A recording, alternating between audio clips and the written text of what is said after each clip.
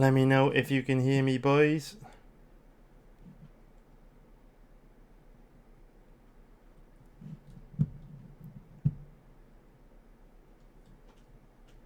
Let me know if you can hear me, guys.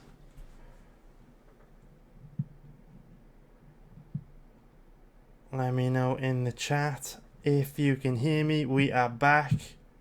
We are back like the Renegade Master, boys. Let me know if you can hear me.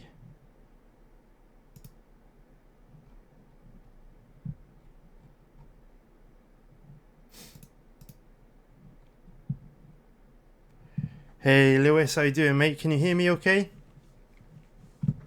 Let me know if you can hear me. Cheers everybody. So I wasn't planning on live streaming this. I was just planning on recording a video about the football this weekend and pumping it out. But obviously we just did a stream. They got cut short by the YouTube Nazis, which is really annoying. And there was no need for him to cut it short, which is extra frustrating. In fact, they didn't do anything wrong. Obviously, we were live streaming the UFC weigh-ins, and the video got pulled by YouTube, which is annoying because the UFC weigh-ins are promotional material that the UFC put out to promote their events. And if you know anything about fair use, you'll know that content like that is fair game. You know, content creators can use it because it is promoting the UFC's event tomorrow night. So I've used UFC weigh-in footage in plenty of videos in the past and I haven't had a problem. But they pulled the live stream where we were watching the weigh-ins and reacting to them, which is really annoying. It's extra annoying because YouTube are actually publishing the video to my channel as we speak. We can see it. They might actually have done it already. Should we have a look if it's finished processing? So if we go to the channel page.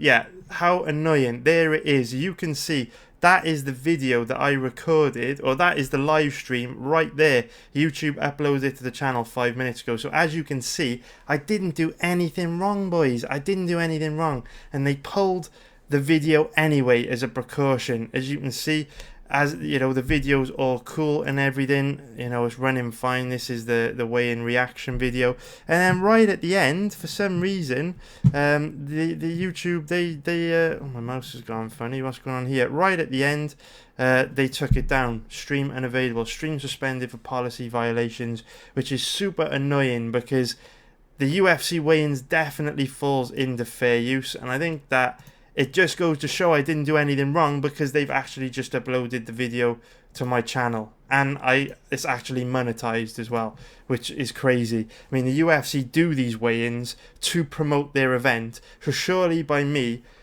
playing the UFC weigh-ins to my audience, even though I don't have a big audience, you'd think I'm kind of promoting the UFC and doing them a favor, but whatever. I know that sometimes a copyright strike or a copyright violation can be a death sentence for a channel. If I did receive a legitimate copyright strike, I wouldn't be able to upload or live stream on YouTube for a week. You get banned. I know I read the live chat comments from that live stream that got shut down, so a few people were worried about. So I wanted to jump back online here, tell you that is not the case. Didn't get any copyright strikes or anything like that, and I am back like the Renegade Master already. Yeah. Basically, didn't plan on doing this video as a live show. I'm just going to record it as a normal video, but to give you guys an update on what just happened, because many of you might not have known when the video certainly went down, I thought that I will just do a live stream for the football bets. But what is annoying is I actually think that video where we kind of watch the weigh-ins together is a pretty cool video. Like, you know, I could look at the you know, what you guys are saying in the chat, see what you guys think about it. We could like bounce ideas back and forth. So it's a shame we're not going to be able to do that in the future. So, you know, this is a transitional week, an experimental week, and unfortunately that seems to be one of the videos I wanted to do that I'm not going to be able to do, which is a bit annoying, which is definitely a bit annoying. But anyway, that is not what this video is about. This video is about football betting. So if you're up for some football betting discussion, come to the right place. And there are some solid bets on the Premier League tomorrow.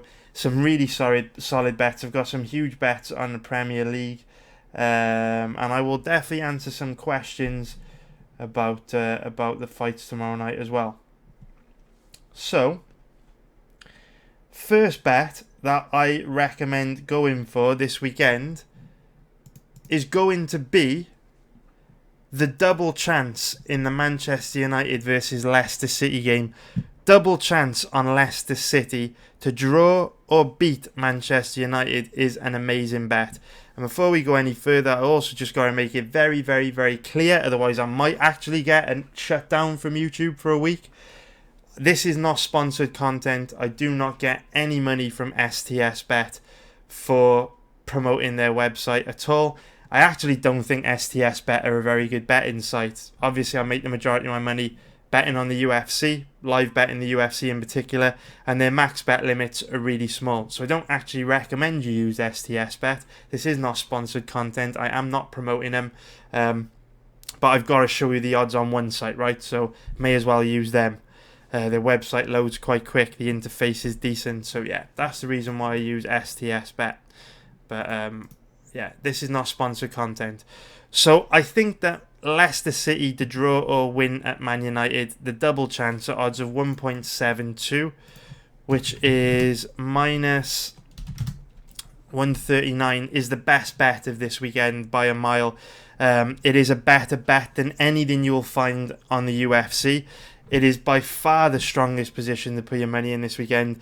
This is the biggest bet I have of the weekend by a mile. I've got 2 bets on the UFC so far, and I've got far more money on this Leicester double chance bet than I do on the UFC bets. If both my bets on the UFC lose and this bet wins, I will still be up quite a substantial profit, which should hopefully explain to you how much of a great bet I think this is and how much of a strong position I feel this is to put your money. So why is the Leicester chance such a good bet? Well, let's take a look into it in a little bit more detail. So it is no secret to anyone that has watched the Premier League this season that Man United are struggling very, very badly. They're weak at the back. They concede a hell of a lot of chances at the back. And also David De Gea is definitely not the player that he was over the last couple of seasons. He's a lot more dodgy this year. Also, they're lethargic in midfield. They can't string 3 passes together. They can't hold the ball up. They can't support the attack, and they can't take the pressure off the defence. The midfield for Man United this season is particularly weak, and when United are going forward, they keep giving the ball away. They're an absolute car crash. So United are very, very poor. And on the other hand, Leicester are a team that have looked very good this season. Leicester have looked solid at the back, despite the fact that they lost their number 1 centre-back to Man United. They're also strong in midfield, and Jamie Vardy certainly finding form again, looking very, very sharp up front, which is very interesting. Man United, I feel if you look at the odds on this game, I feel like Man United are living off their name in many ways. I feel like Leicester City have been a much better team this season, and I think that obviously United have got a lot of plastic supporters, a lot of casual fans, and I think the money that they're betting on their team here might be weighing into the odds. The odds are actually a lot better than this. A couple of days ago, I locked in this bet myself. A few days ago, odds are around 1.91, which is around even money. So the odds have declined a lot since then. And rightly so, because this is an incredible value bet. And in terms of how these these two teams match up stylistically, this is obviously a good match for Leicester City, a good game, because Man United are struggling bad. Leicester are the informed team at the moment. They're very dangerous, particularly going forward. But Man United have also got a lot of problems going into tomorrow's game. If we check, kind of like the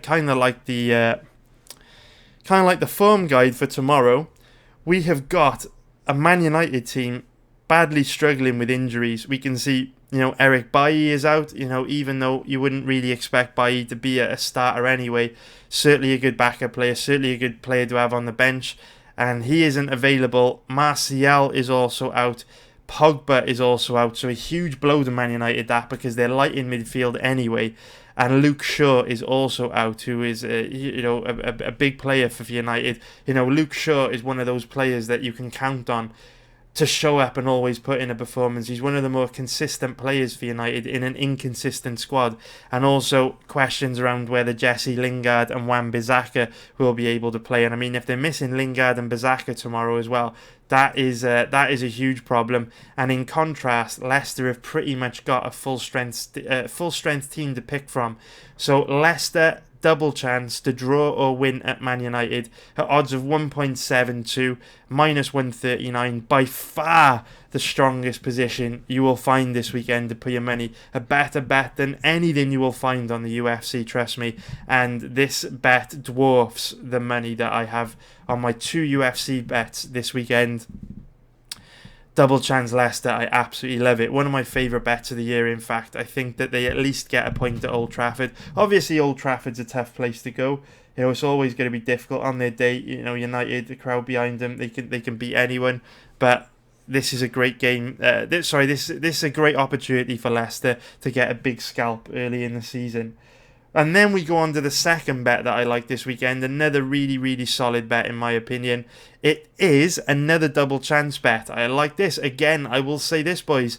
The UFC, they're in no rock solid positions to put your money on with the UFC this weekend. It is all going to be calculated gambles, calculated gambles on a guy like Cerrone, where yes, there is a very good chance that Gaethje will knock him out early. Those are calculated gambles when you bet on a guy like Cerrone. You understand that when you bet on a guy like that, there's a significant chance he's going to lose. If we're talking about rock solid bets, the type of bets that I prefer, Burnley double chance to win or draw at Brighton is another extremely solid bet. For a few reasons, I think that the odds are very generous on this one. So 1.68 for the Americans watching is minus 147.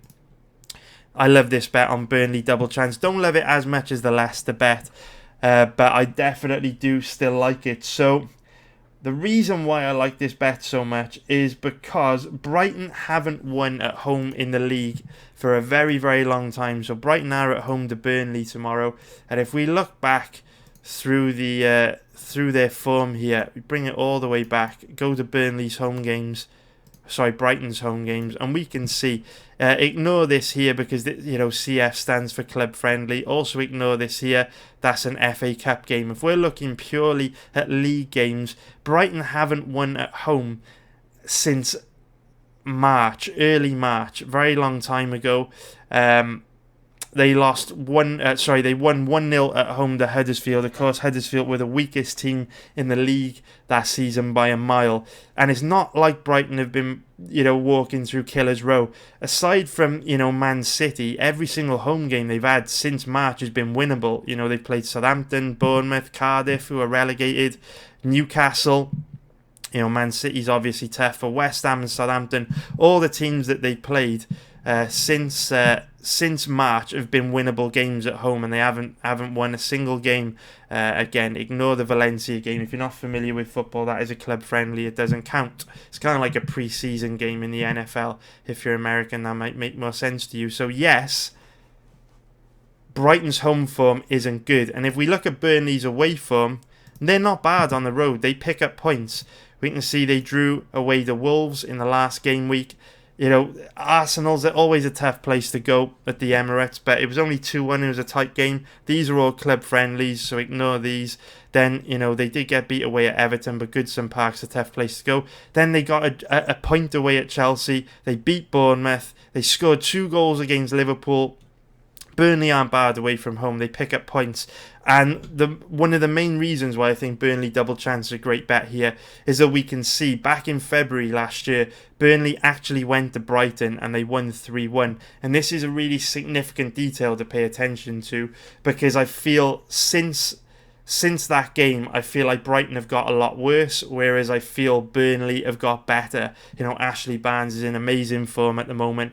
Brighton looking very, very light up front, to say the least. And Trossard, one of their key players, is also out tomorrow. If we look at the form guide, we can see that Trossard isn't available. So Brighton look very light up front. They don't have many options. I think Burnley could definitely nick a point there, which makes the double chance a superb bet in my opinion. And then the third bet that I like this weekend, my least favourite bet. What I will say before we go on to the third bet is, if you are looking for strong positions to put your money, you know, we talk a lot about strong positions. We talk a lot about value. And, you know, when you look at a bet like Donald Cerrone, that's a value bet, right? That's a bet with a ton of value. The odds are very good. You know, stylistically, it's a fight he can win, but also there's a massive amount of risk there, right? It is a strong position to put your money, but it's not a rock solid position where you absolutely expect Cerrone to go out there and win. It's not that type of bet. You know that it could go either way. And if Cerrone gets knocked out in like 30 seconds, you just got to take it on the chin. It's fucking gambling. It's one of those things. Whereas you look at the double chance bets on Burnley and Leicester, they're rock solid bets. They're super strong positions to put your money in. They're the kind of bets where you really would be surprised if they lost. And those are the kind of bets you fire big and aggressively on. Whereas, you know, calculated gambles like Cerrone, they're strong positions, but there's a lot of risk there, so you go a lot smaller. And the third bet for the Premier League this weekend is in the middle somewhere. It's not a super strong position like Burnley double chance and Leicester double chance. It's not a big risk like Cerrone. It's in the middle. It's got a moderate amount of risk. It's still a strong position, but you know, football's a crazy sport and anything can happen. So we now go into the final bet, and the final bet is going to be both teams to score yes in the Wolves versus Chelsea game. Let's go and see what the odds are. So the odds have actually declined a bit. I got them at around about 1.80 earlier in the week, which would have been minus 125. Now the odds have declined a bit, down to around 1.69, which is minus 145. I still like it at those odds with an implied probability of 60%. I'm not going to lie though, I don't like it as much. My mouse is playing all kinds of tricks on me here. But yeah, I don't like the both teams score as much, but I still would go for it. It's a little bit risky, but I do like it. And the reasons why I like it are, first of all, if we look at the form guide, we can see that Wolves have a very, very good record at scoring at home. Now, they haven't scored many goals this season, but if we go all the way back, we can see their home form's excellent. Very, very good home form. And they haven't lost at home since January last year when they lost to Crystal Palace, which was a bit of a strange result. But the home form for Wolves is very, very good. And if we go through their past results, we can see that they score in pretty much every home game. You can see here, Wolves 0-0 there against Brighton in April, but aside from that, Wolves have scored in pretty much every home game this year in 2019. Very, very impressive. And obviously we know Chelsea are leaking goals badly at the moment. If we look at goals conceded, we can see Chelsea, one of the worst defensive records in the league at this season so far. I know we're only 4 games in, but Chelsea have got big problems at the back. The only team to concede more goals than them are Norwich. So big red flags for Chelsea. Wolves, obviously, their home record's great. They always seem to score in their home games. Chelsea, terrible defensive record. The likelihood is Wolves are going to get a goal here. And we know that Chelsea are very, very dangerous going forward. They're very creative, very attack-minded. You know, they are the Todd Duffy of the Premier League at the moment. They play with a kill or be killed style. And I'm sure they will get a goal at Wolves. So I do like both teams to score in this game. Hope that makes sense, boys. So I hope you liked the football video. Short and sweet, just so I like it. Doesn't mean I have to, you know, I like not having to ramble on and on and on and on like the MMA videos. So that is, that's 3 cheeky little bets in the Premier League. And I think, you know, if you're looking for action this weekend, if you're looking to place bets, I think that those 3 bets are much better than anything you'll find on the UFC. I think the Premier League betting is much safer than UFC betting this weekend. I think there's a lot of inconsistent fighters competing on the UFC card. Stick to football if you want to make big money, at least this weekend anyway. So let's have a look at some questions now, boys. I'm going to ditch my iPads because I think it's making my mouse go a bit funny. Let's have a look. What have we got? Some questions. Let's take a look. What have we got? Okay. Any questions? What have we got? So Orgil has asked, how much money am I betting on Cerrone? So I'm betting about £2,000 on Cerrone at the moment. But the way I work is I've got quite an unconventional style of betting. So you know how they say when everyone else moves right, you should move left. The way that I do things is very different. So I've got about £2,000 on Cerrone at the moment. But if I have a very good day betting on football tomorrow and I make a lot of money live betting tomorrow and my account balances are pretty juicy, then I will add more. But at the moment it's £2,000. If I have a bad day tomorrow on football and live betting UFC and live betting KSW, although max bet limits aren't great on KSW, then I won't add any more to Cerrone.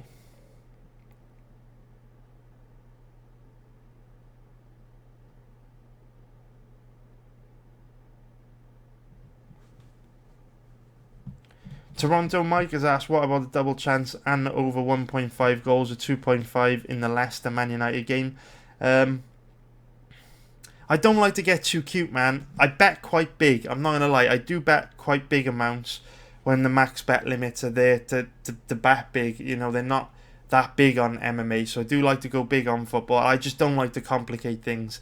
I don't like to add more risk to a bet, you know, because if the game ended like 0-0, I'd be gutted. Or Leicester won 1-0 and Man United were totally shit.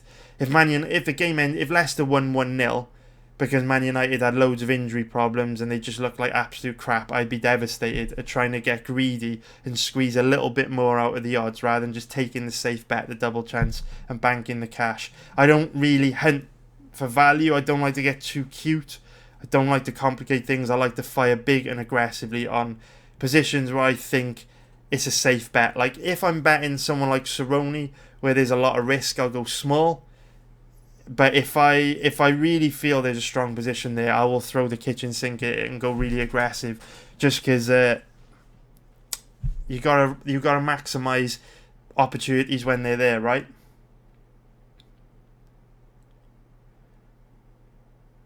Let's have a look. What have we got? William, I love you too, man. William Apted, love you too, bro. I wish I was drunk. Got no alcohol here at all. I got a lot of work to do. Callum Kapoor, can we get some Roblox? Man, I don't play Roblox. My son loves Roblox, but I can't get into it.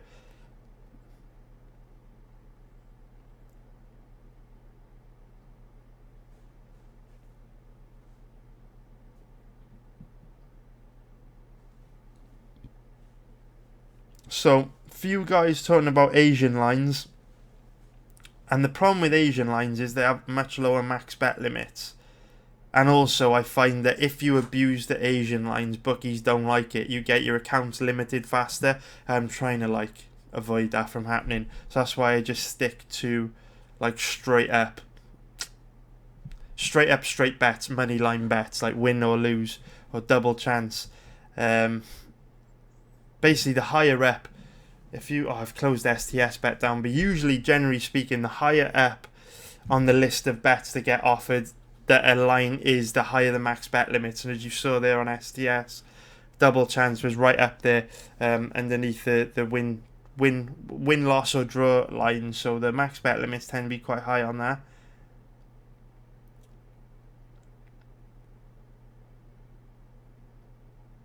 So John Wayne has asked, do I not like the Arsenal bet? So I haven't looked at the Watford Arsenal game yet. The way I will work is I treat every day of betting, I treat it like a poker tournament. So my only objective is to end the day of betting with a bigger account balance than I opened the day with. So at the moment I won't even think about Sunday, because I can't place bets on Sunday's games without knowing how much money I've got to work with from Saturday's games. So what I'll do when all the fights and all the matches have finished on Saturday, I'll look at what I've got in my betting accounts, and then I will start to research Sunday's games and make a decision on them then. But I haven't looked into the Watford Arsenal game yet. I will though. I'll get to that probably during the fights on Saturday, in between the fights. So the 931st has asked, what car are you looking at buying? So I am either going to get the Mercedes AMG C63S or the BMW M4. For you car guys, the reason why I'm going, well, the AMG C63S is the car I want, but even though they depreciate hard, it's a bit outside of my price range. Like, I can't quite afford one. So might have to wait like a year or two to get a C63 AMG S.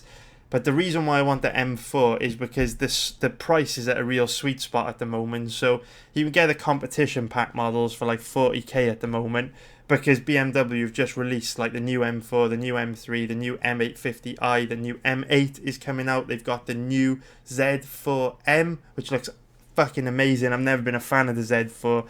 Oh, let's get a picture up actually. The beauty of being able to have a decent PC is I can show you shit. So if I show you the new BMW Z4, I've never liked the look of the Z4. Is it the Z4M? The new Z4M looks very, very nice. I saw it in the showroom recently. This is it here. What an absolute weapon. Never really been a fan of the Z4M, but this one is looking pretty damn sexy. Definitely like the look of that. I always thought that the Z4 was a bit of a hairdresser's car, but the new one, I mean, look at the rear end on that. BMW, and what's interesting is for their latest models, I think the M8 and the Z4M are fucking incredible, but I actually don't like the newer generation. I mean, look at the back end on that, Jesus Christ, it's amazing. But I don't like the new M4 or new M3 as much as, Jesus, look at the body kit on that. Don't like the new M4 or M3 as much as I like the current generation. I think the current generation looks a hell of a lot nicer. But yeah, it's a good time to buy a BMW M car at the moment, because with them releasing their new wave of styles like this, it basically means that the old styles are depreciating hard. So you can get an M4 competition pack at the moment for like 40 grand territory, low mileage, price still under warranty, service plan won't cost that much because the mileage is going to be low. It's a hell of a lot of car for your money, and my car is getting really old and problematic, and obviously the M4 is like the E92 M3 spiritual successor. So I'll probably end up going for the M4, even though I want the AMG C63S instead. It's just like 15-20 grand out my price range, so I'll have to wait for that to come down a bit more.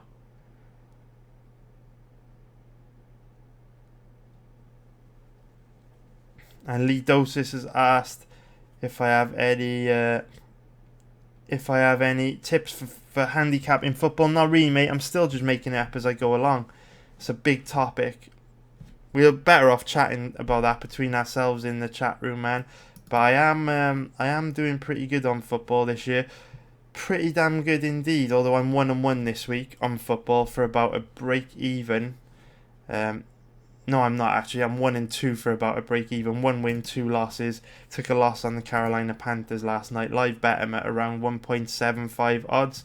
Took a big loss there. Don't really know much about NFL, but have a couple of live betting strategies on it that have served me well over the years, but they didn't work out last night when the Panthers lost to the Tampa Bay Buccaneers. So I'm actually, for the first time not doing that good going into this weekend. I'm 1-2. First time this season since the football season started in August.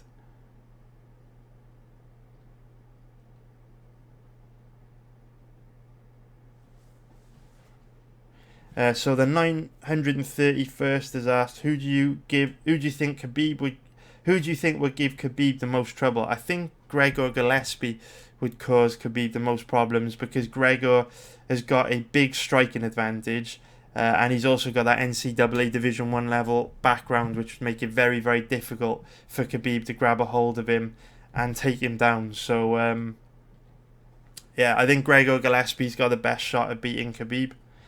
23 Fames has asked, "Did you get a copyright strike?" No, I didn't. I just think YouTube pulled the video as a precaution.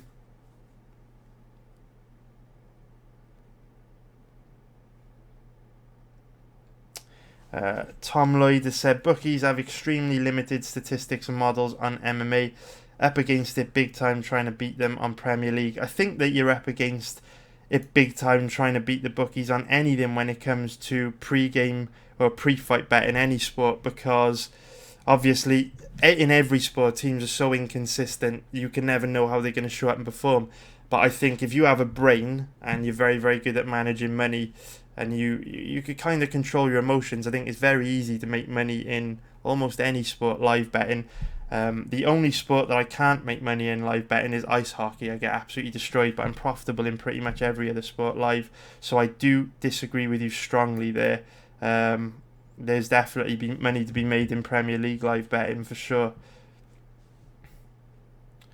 So the 931st said the new Taycan is the sexiest car. Oh, is that the Porsche?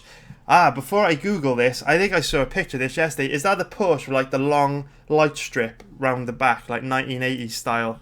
I'm sure it's the Porsche Taycan, yeah? I saw a picture of it on Instagram yesterday. It looks fucking phenomenal. Gonna be way outside of my price range. Is it? Yes, this is the one I was on about. What a beast. Good shout, mate. I agree. Very, very sexy looking car. Look at that. Look at that. Absolutely beautiful, but miles outside of my price range. How much one of these going to cost? Probably, what, 160 grand? 160,000 pounds? Probably. Oh, they do a saloon version. Oh, these are saloon versions. I thought they were coupes. They're all saloons. So is this replacing the Panamera? Is this replacing the Panamera? Because it looks fucking incredible. Very nice. Very, very nice. I agree, man. That looks good. Avi Golds asked you watch a Cardiff game. Yes, I did. And then... So Drex has asked, what is the overall hit rate percentage of bets that I win approximately in Premiership football? Not live betting, pre-fight betting. So do you mean just in pre-fight betting? Sorry, just in pre-fight. Yeah, pre-fight betting. So you don't want to know about live betting. I don't know, man. The majority of my bets are live bets. Like I say, I do think pre-fight, pre-game betting on anything is really, really difficult. Even on MMA, where I like go really deep down the rabbit hole on them. So I'm not too sure, man. It's all kind of like mixed up, and I don't track everything. But I do make a lot of money football betting. But obviously, the live bets might be propping it up. I know I don't lose a lot on pre-fight bets, but I couldn't tell you. I don't really track it. Lewis Pratt. This is interesting, man. So Lewis has asked, how do you explain what you do for a living without being judged as a loser? Because gambling has that stigma. Oh, mate, I fucking hate it, dude. I absolutely hate it. When I get asked what I do for a living, it's fucking awkward. Like, it's so awkward. Like, I still haven't got used to it. I need to, like, come up with, like, an alternative. Just say, like, I'm... Like, I don't know. I just need to I need to just lie. I think I need to lie because the awkwardness is difficult to take. I need to just tell people like I'm a driving instructor or something, because when you tell people you're a professional gambler, like they just give you the most skeptical, judgy face ever. Like it doesn't matter who they are. No one believes you. Absolutely no one believes you. Yeah, it's always awkward. It is always awkward. So yeah. Definitely need to just not get into that conversation, I think.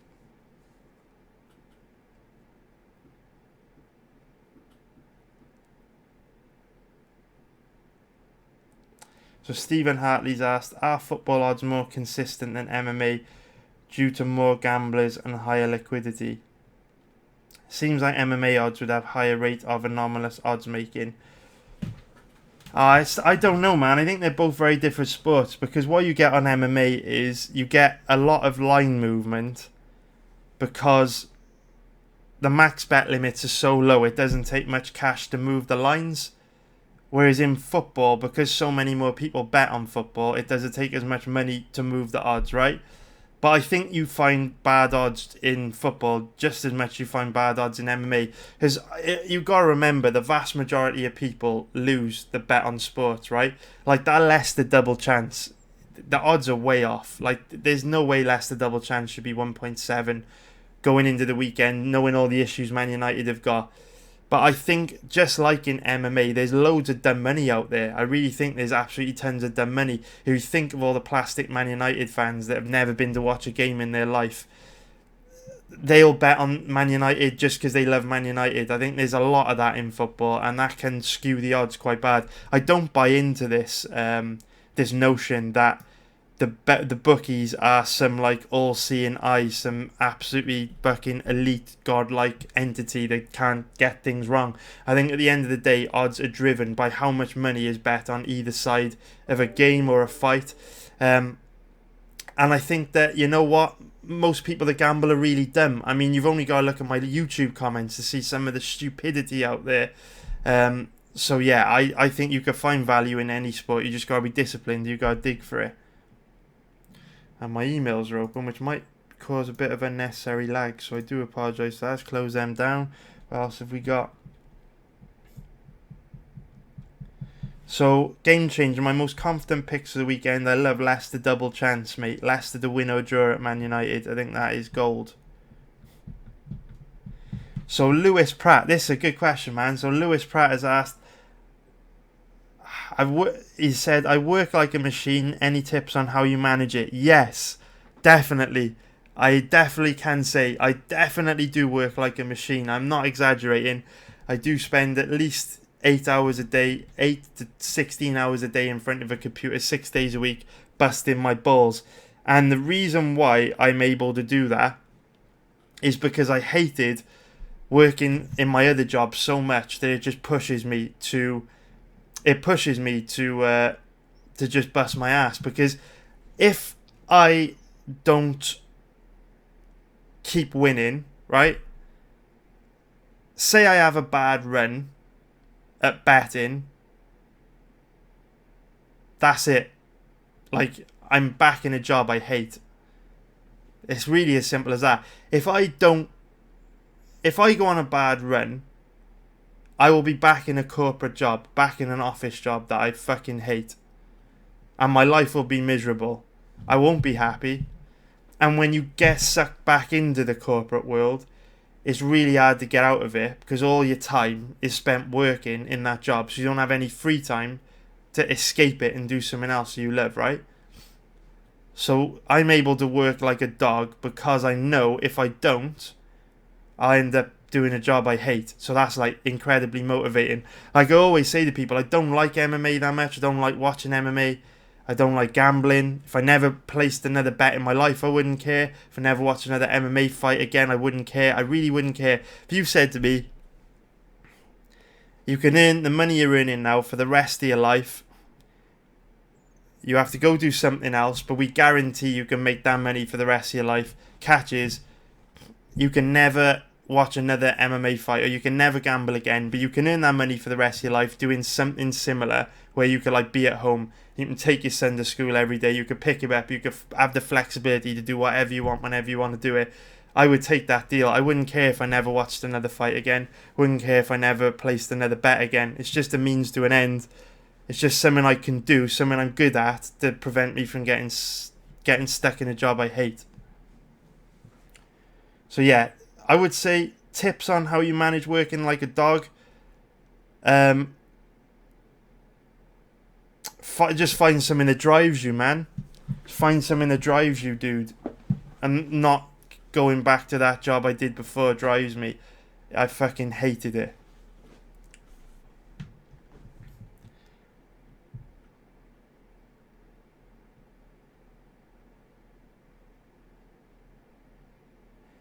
Game Changers asks what bookies I use in Europe to place my bets. If you come to the chat room, mate.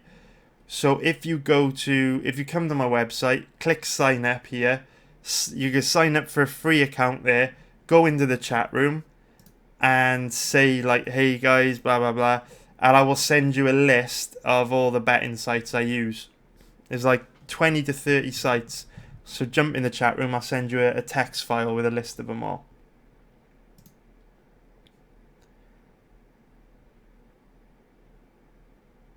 So Avi Gold has said, are you tempted to put your focus on football more? If you can make profit on that, then it would be much easier for you than MMA. Yes, for sure, man. I wish I had more time to focus on football, but the thing is, MMA is like my bread and butter, so I can't slip. Like, that's the thing, man. You can't get complacent, because if you start slacking off MMA and putting more time into football, you won't be able to put as much research into MMA. You'll start slipping. That'll affect your results. That'll affect your money you're making on MMA. So I would love to put more time into football. There's just not enough hours in the day. But eventually, I would love to move away from MMA and go into football, just because there's so much more money to be made in football. And my strategy for doing that is, if I can maintain the current win rate I've got on football live betting that I've had since the World Cup, within around 3 years, I should have made like £1 million from betting on football. And at that point, I can draw a line in the sand, sack off MMA, and just say, look, I'm financially secure for a very, very long time now, and I can just focus on football, and I don't need to worry about MMA. And then if football doesn't work out, and start to take heavy losses, turns out it was just beginner's luck, turns out I am actually no good at football betting, then at least I've got a big enough financial cushion to move back into MMA. But at the moment, I'm nowhere near that level. What the point I want to get to is, I want to build up just a huge amount of money on betting exchanges, on like Matchbook and Betfair Exchange, so that I can fire off max bets on football, hit the max bet limits, without the max bet limits putting a huge chunk in the money I have to gamble with. Whereas at the moment, I can't get anywhere near the max bet limits, because like some games you can bet like 20-30 grand, no problem. I think the max bet limit, I bet England, live bet England earlier this week against Kosovo. I think the max bet limit was something like 24 grand on Bet365 on England when they were around 1.40. So yeah, it's a long road. It is a long road, but compound interest, I've seen in myself, with compound interest, you can turn a small amount of money into a massive amount of money fast. And 2-3 years, if you don't take any profits out, you keep reinvesting profits, it will snowball. I'll see if I can find a diagram for you guys. If you guys are not familiar with compound interest, there's a tipping point. See if I can find a diagram for you. Because to go from a few thousand to a few million sounds like a lot. Sounds like a long way to go, right? Here's a good diagram. Is there a better one? That's too small. Need to find the tipping point chart. I guess this is a good one, right? This is a pretty good one because we've got clear numbers here as well. So with compound interest, the reason why it's so effective is because you're constantly reinvesting profits, you're constantly snowballing your profits. And then I've seen this happen to me in the past when I've been growing my money. And the reason why this is also the reason why I want to get out of MMA. Because what happens with compound interest is, when you're first starting out using compound interest, the growth is really slow and gradual. It's kind of like this, right? And you see that reflected in this chart here. You start on 0, and it takes you, well, I'll call these months, right? Start on 0, it takes you 25 months to go from 0 to 200,000. Because when you're just starting out, and you're trying to snowball your profits and reinvest them, this slow, gradual gain, slowly ticking up, right? And then if you look at this becomes the tipping point here. Because in the same amount of time, 25 to 50, it took you 25 months to go from 0 to 200,000, and then in the same period of time, you go from 200,000 to 1.2 odd million. And that is what you get with compound interest. At the beginning, loads of slow, gradual growth. And then as your money starts to compound and snowball and get bigger and bigger, your percentage gains also get bigger and bigger. So for example, when you are starting out using compound interest and you've got $100 and you grow that $100 into $200, it's the same percentage gain as when you've got $250,000 and you go to $500,000. Obviously, in monetary terms, there's not a big difference between $100 and $200. there's a giant monetary difference between $250,000 and $500,000, but it's the same percentage gain. And that's why compound interest is so powerful, because once you hit this tipping point, your profits go through the roof. So I know, like, I'm talking like a crazy person when I say, you know, within 2 or 3 years, if I carry on at my current trajectory, I'm going to be making $1 million quite easily from betting on football. I know that might sound totally crazy, but I've done it before on MMA. Not $1 million, unfortunately, but I've seen how fast profits can grow when you hit that tipping point. And the reason why I want to get into football betting over MMA is the problem is you can't achieve this growth with MMA. It's impossible, because you hit a tipping point, right? The whole point of compound interest, you can continually reinvest your profits. The problem with MMA is the max bet limits are so low. Say you've got your bankroll up to like $500,000 and you identify a rock solid bet this weekend at UFC Vancouver. You know, say you want to bet 100 grand this weekend on, I don't know, Kyle Prepelec to beat Austin Hubbard. You can't. Like, it's impossible. You can't get anywhere near that money down. And that's what slows down your compounded growth. That's what puts a ceiling on your growth and how much money you can make. But with football, the max bet limits are so high. You know, there's high liquidity on betting exchanges. The max bet limits on like Bet365, William Hill are huge. If you can crack football betting, you can make millions. Whereas if you crack MMA betting, you can't. And that is why I am dedicating energy at the moment to football. I can't take my eye off the ball with MMA. I'm still very much focused on MMA. Still taking MMA as serious as a heart attack. It is my main passion.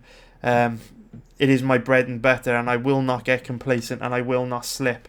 But I know I've kind of hit a ceiling with MMA, and if I want to go bigger, I need to move into something else. And football looks like a good option, because I do think football, live betting on football is very soft, and live betting football has huge max bet limits.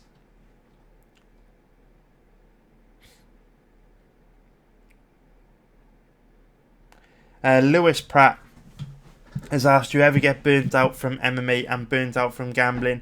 If so, how do you prevent it? Yeah, man, I'm burnt out right now. I will be completely honest, I am burnt out right now. I feel burnt out a lot of the time, right? So,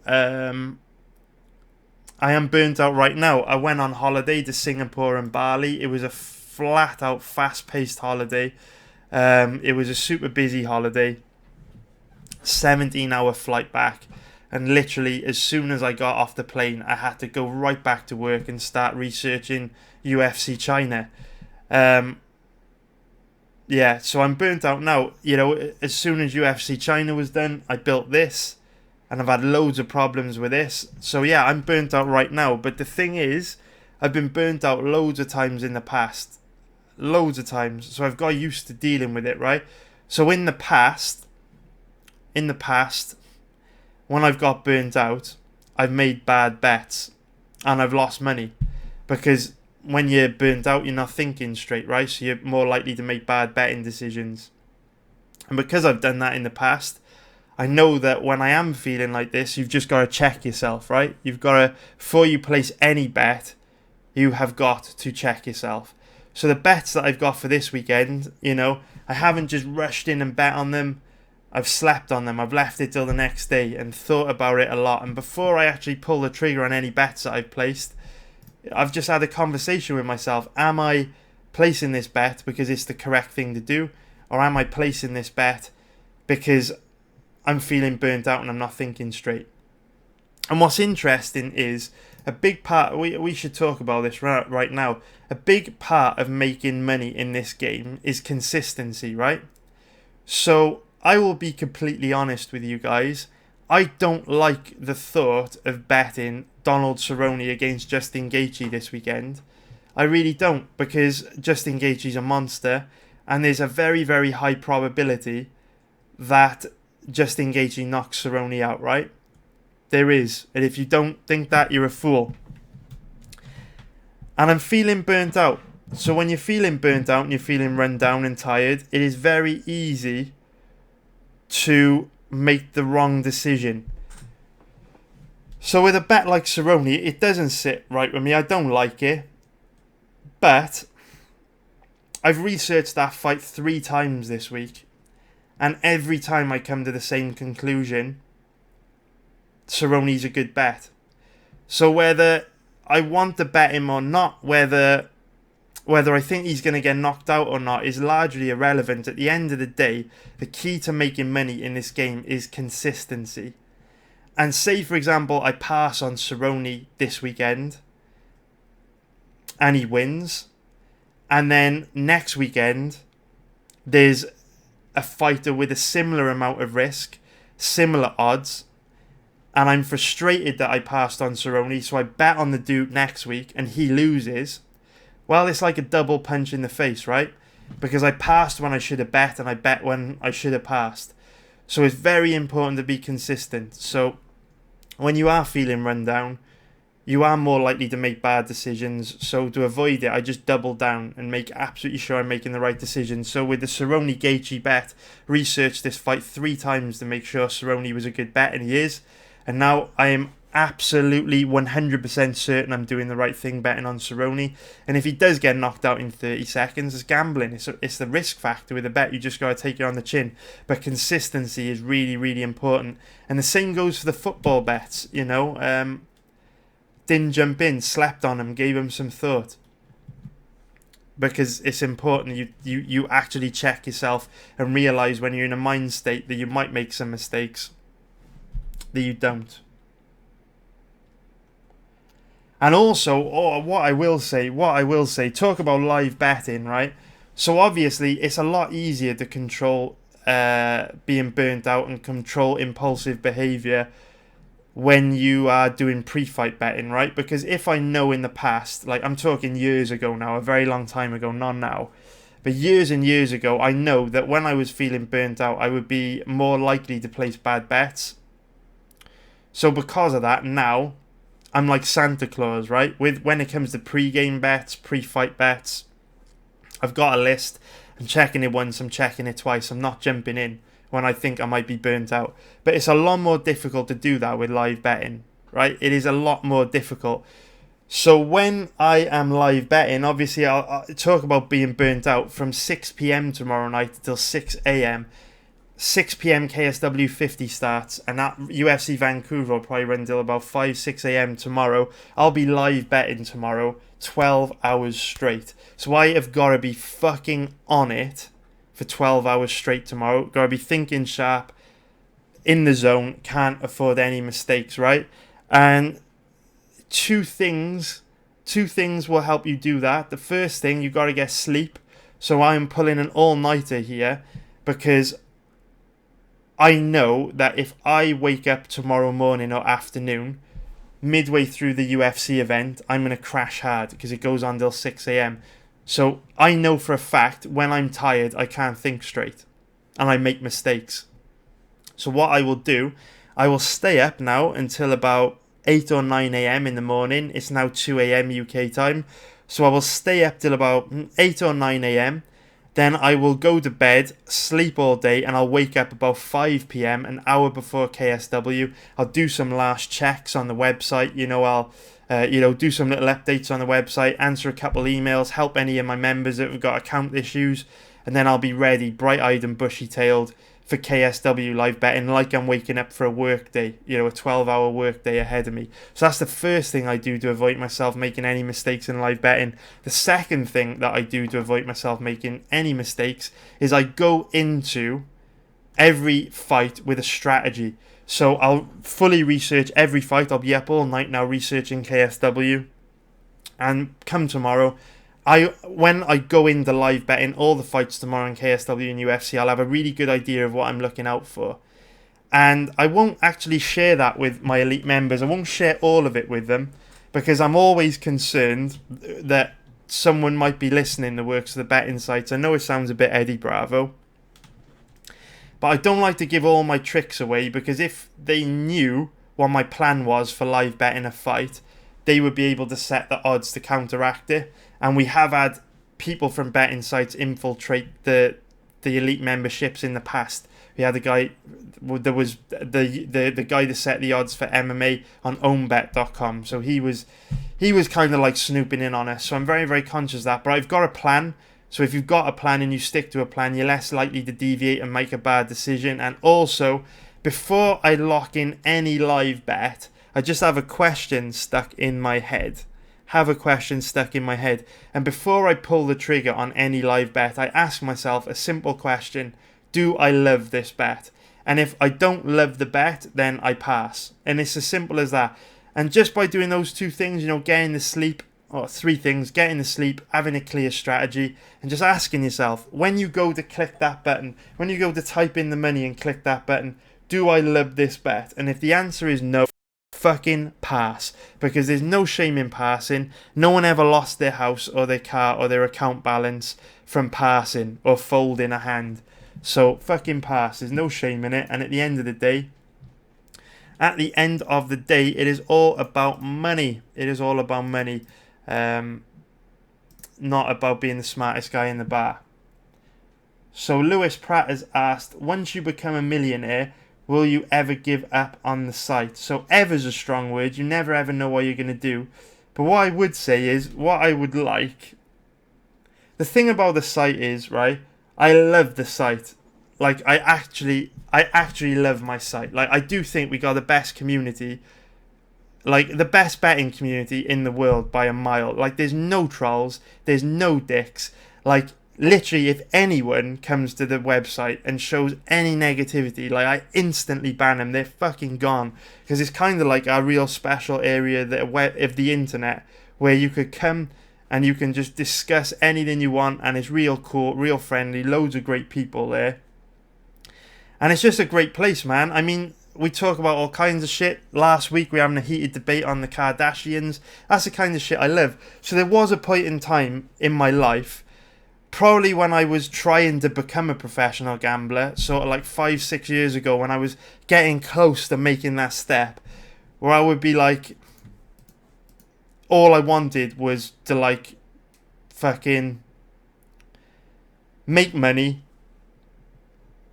and then, like, not do anything. Kind of like, where it's like when you're stuck in a job you hate, you're like, oh, I just wish I could win the lottery, and then I could just go do nothing. Like, you know what I mean? Like, sit in my pants all day, just go on holiday permanently, like, literally do nothing, relax. Like, oh, I wish I could win the lottery. And you're like that when you do a job you hate, right? But even though I don't like gambling that much and I don't like MMA that much, I do genuinely love the community on the site. Like, I absolutely love it. Like, every day, the first thing I do when I wake up in the morning is I check my phone and I scroll through all the past messages on the chat room. That's literally the first thing I do every single day. And I don't do that because it's my, like, I don't do that because it's my website. I don't do that because it's a job. I do that because I'm genuinely interested in what people have been talking about. Like, I just like it. I like the community. So there was a time in my life where I would have been like, yeah, all I want to do, get rich and just fucking chip off to a beach somewhere and do nothing. But now, because I'm actually doing stuff that I love, doing stuff that I like, I can't really see me giving it up, because I'm one of these dudes that, like, has to be doing something. Like, there's no way that I could just earn a load of money and then call it a day and just go fucking retire at 40 or 35. Like, I couldn't do it. I would drive myself crazy. I'd have to do something to keep me busy. And I love the site, so I don't think I would give it up. Now, having said that, would I be sat at my computer for 12 to 16 hours a day researching fights, taking a ton of shit from people on YouTube, and having to read emails from people giving me shit about how dumb I am when Justin Gaethje knocks Donald Cerrone out tomorrow night? No, probably not. Probably will not be doing those things. But I don't think I'll just give up the site. I'll always keep the site. But definitely can't see myself spending so long in front of a computer. So Lewis Pratt has asked, have you got your eye on any other investments, more crypto or stocks? So at the moment, no. Just because since I got back from Singapore, it's been fucking mental, mate. And that's the reason why I'm burnt out. Like, I couldn't even tell you what the price of Bitcoin is at the moment. And this is from someone that's got a dual monitor display that is usually always watching fights and researching fights on one monitor, and on the other monitor trading Bitcoin. I literally haven't done a single trade on Bitcoin since I got back from, well, since I left for Singapore, which would have been about a month ago now. I don't even know what the price of Bitcoin is right now. I just haven't got the time, man. Just have not got the time. I'm well behind, absolutely well behind on MMA stuff. And again, right, this is it, boys. This is it. I'll give you a good example, right? So we are talking about reaching a ceiling on MMA betting and how I want to move into something else, which is going to get me to where I want to be, right? And I believe trading Bitcoin, margin trading, might be one of those things. I've been very good at this so far. I've spent a lot of money. I've invested a lot of money in training courses and material to learn it. Like, I'm dead serious about it. I've got a lot of Bitcoin. I buy some every month, right? When I say I've got a lot of Bitcoin, I haven't got a lot of Bitcoin. I've got like 2 Bitcoin, which isn't a lot, but it's a lot of money's worth of Bitcoin, right?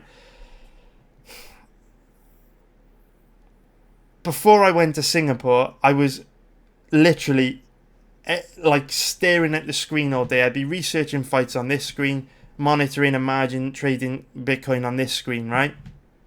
And I love it. I think it's a way to potentially make a hell of a lot more from margin trading Bitcoin than betting on MMA, because again, liquidity is so much higher. The sky's the limit.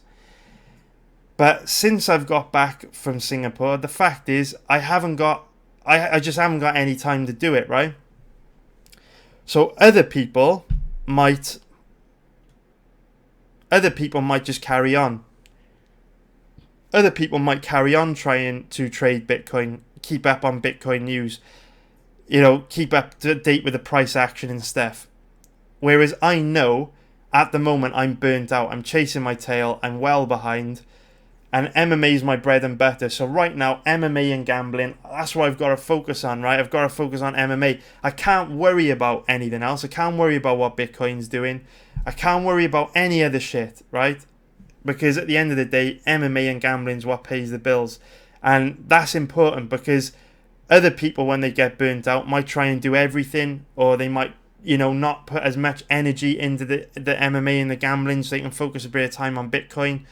Whereas for me, I just fucking completely ignore Bitcoin and pretend it doesn't exist until I catch up on MMA and gambling, and then I can go back to it. But MMA is always my priority. It's my bread and butter. You can't get caught slipping, especially when you're feeling tired and burnt out. And just knowing you're feeling tired and burnt out will help you not fall into those pitfalls, I think. So Drex has asked, what do you say to people who accuse you of being addicted to gambling, and how do you know you are not? So, that's a really good question, man. So, do you know what, mate? I actually can't remember the last time I got accused of being addicted to gambling. I don't really get that. I think I don't get it. I think I don't get accused of gambling because maybe I don't give off that vibe. Do you know what I mean? Like, if you see someone that's like addicted to gambling, like they're probably they're not maybe looking like they're doing that great. Maybe they're not like dressed that smart. Maybe they're not living in the best area. Maybe like their relationships aren't that great. I don't really give off that vibe because if you know me, like if you're interacting with me, like if you're not just a complete stranger, I do live in a decent area, so if you're like a friend or an acquaintance, you'll know where I live. You'll be like, oh, that's a pretty cool area. If he was addicted to gambling, he probably wouldn't be able to afford to live there. Decent car, that helps. My wife is a very, very strong woman. Very, very strong woman is what I would try and say. So unlikely someone like that would be with a gambling addict because they wouldn't stand for it. My son, again, pretty smart, pretty polite, pretty cool little kid, and I dress like in decent clothes now, so I don't think I give off that vibe. So I don't get accused. I honestly can't remember the last time I got accused of being addicted to gambling. And then the second part of the question is, how do you know that you are not? And that is a very good question and a very easy question. I think the way that I know that I'm not addicted to gambling is I actually hate it. Like, I'm not exaggerating. but I don't enjoy gambling at all. So, to give you an example, when I was away in Bali in Singapore a few weeks back, I was away for 2 weeks. Like, I didn't even think about gambling the whole time I was there. I didn't check the odds on my phone. I didn't watch sports. Didn't even. There was actually a time. It was It was a Saturday night, and I came back to. We had been out on like an excursion for the day, and we got back to the villa, and it was kind of like 11 p.m. at night, and I remember I went on to like on my phone. I was just playing around on Facebook and stuff, and one of my mates on Facebook was talking about being at the Cardiff game. Like, it was like very recently it popped up on Facebook. He was at the Cardiff game, and I was like, Jesus Christ, do you know what I mean? I didn't even know they were playing because of the time difference and everything. And Cardiff were actually playing that day, and then I just went, I jumped online. I watched them on the iPad in bed. But I didn't even know it was the Saturday. Didn't even know there were games on. If I was addicted to gambling, I think you'd be like properly like clucking to place a bet when you hadn't placed a bet or even been able to place a bet for like the last week. And also, genuinely, dude, I cannot think of anything worse than spending 12 hours live betting MMA tomorrow. Like, literally can't think of anything worse. I'm dreading it. I just don't want to do it. Like, it's not enjoyable. Like, think about it. We're going to be sat there for 12 hours watching pretty low level MMA, having to rely on corrupt judging. I just can't think of anything worse. Like, if I didn't live bet tomorrow, I would like, this great, this absolutely great. I could just do with a day off. I would much prefer to just have a day out with my family tomorrow, or just sit chilling playing video games, or go see my parents, go out with my dad, go to a football match. I'd much rather do that than live bet for 12 hours tomorrow. And I don't think a gambling addict would feel that way. Like, for example, if you said to me you could take a night off, I would be delighted. I would be so happy. So I don't think I am addicted, and I don't think I would care if I never placed another bet again. Also, do you know what? I will say this. Do you know another reason why I think I'm not addicted to gambling? For the last 10 years, if you pretty much pick out any point in the last 10 years, I have had at least several hundred or several £1,000s in betting accounts for the last 10 years. And I've never in the last 10 years gambled it all away in an account balance. So again, I don't think a gambling addict would have that kind of discipline. You often hear about like gambling addicts imploding and placing loads of stupid bets and dumping their cash off. But I've never done that. In 10 years, I've never had an account balance go to zero. So it's a wicked question. It's not something I've been asked before, but it was good to answer. Something for me to think about as well. I haven't never really thought... Like, a lot of the questions I get asked are the same, so I've got like things that I say in response, but I've never been asked that. So that's a wicked question, Drex. Nice one, dude. But yeah, I absolutely hate gambling. I'm just going to say it right there. I don't enjoy it. It is a grind. It is an absolute grind.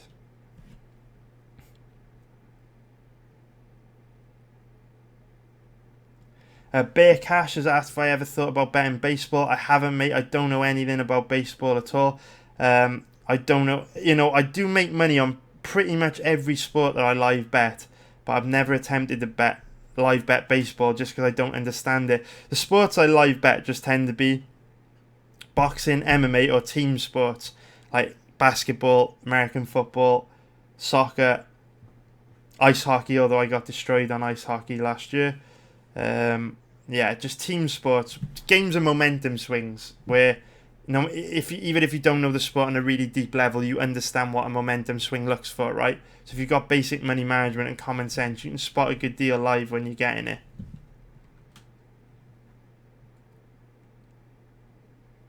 it. Game Changer 97's asked for KSW predictions. Honestly, mate, I haven't jumped in too deep on KSW yet. I will be jumping hard into KSW when this video ends, though.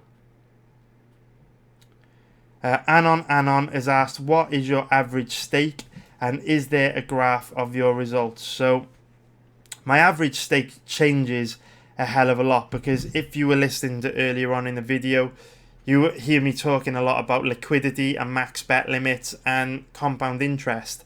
And unfortunately, every single betting site that I bet on has different max bet limits. I've got different amounts in them. They all have different thresholds of where you get your account shut down and limited.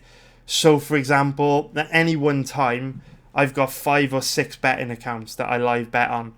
But if 4 of them have been closed down recently, which means I'm using 4 relatively fresh accounts, I won't have that much money in 4 out of my 5 or 6 accounts, which means I might not be betting that much money at all, right? So say for example, this is why this is a complicated question to answer. Say for example, one of my most confident bets this year was Israel Adesanya, right? A 5-unit bet.